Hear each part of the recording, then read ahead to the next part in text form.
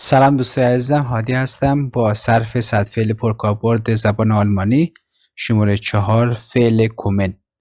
اگر این اولین ویدیو در رابطه با صرف فعل به زبان آلمانی هست که از ما مشاهده میکنید، توصیه میکنیم که ویدیوهای قبلی ما رو هم ببینید. ویدیو شماره 1، ویدیو شماره 2، ویدیو شماره 3 و امروز ویدیو شماره 4 رو داریم. صرف فعل کومن به معنی آمدن در زمان حال ساده، در زمان گذشته ساده و در زمان ماضی نقلی. در ردیف اول ما ضمایر فاعلی رو داریم، در ردیف دوم فعل رو داریم، در ردیف سوم تلفظ به فارسی رو داریم و در ردیف چهارم معنی به فارسی رو داریم. خب شروع میکنیم. اگر تو زبان آلمانی خواسته باشیم بگیم من می آیم، باید بگین ایش کومه.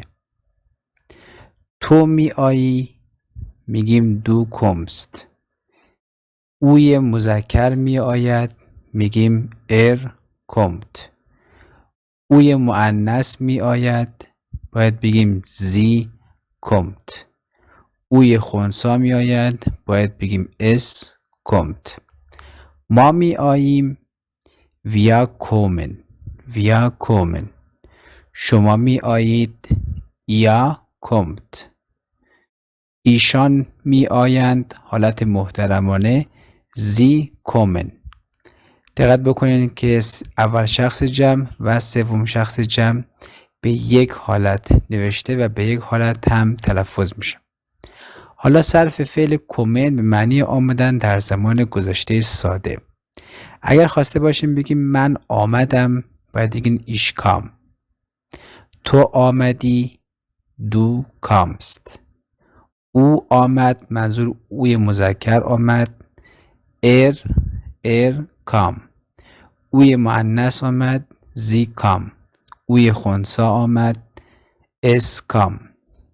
اگر خواسته باشیم بگیم ما آمدیم ویا کامن. ویا کامن. شما آمدید یا کامت. ایشان آمدند حالت محترمانه زی کامن. دقت بکنید که این زی حالت مؤنث داره و این زی حالت محترمانه داره. این زی اسش با حروف بزرگ است. صرف فعل کومن به معنی آمدن در زمان ماضی نقلی. اگر خواسته باشیم بگیم من آمده ام باید بگیم ایش بین گکومن. که این گکومن تو همه اینا تکرار شده، فقط این حالت فعل کمکیش تغییر میکنه که این فعل کمکی زاین هست که توی اولین فعل در رابطه با صرف فعل ما بهتون یاد دادیم. ویدیوی اول رو مشاهده کنید. خب پس این صرف فعل زاین از واجبات هست که باید بلد باشین. باید بگین که ایش بین گکومن. من آمده ام. تو آمده ای. دو بیست گکومن. اوی مذکر آمده است. ایست گکومن.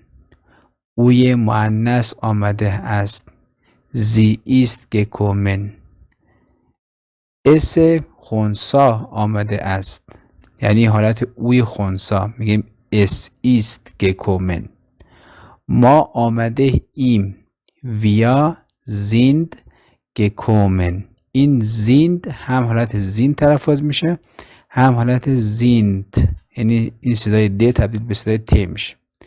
اگر خواسته باشیم بگیم شما آمده اید باید بگیم یا زایت گکومن. یا زایت گکومن. اگر خواسته باشیم بگیم ایشان آمده ان باید بگیم زی زینت گکومن. زی زینت گکومن. تشکر از اینکه ما رو مشاهده کردین. لایک و سابسکرایب فراموش نشه. اگر سوالی داشتین تو قسمت کامنت ها میتونین که از ما بپرسین. تا جلسات بعدی، خدا نگهدار.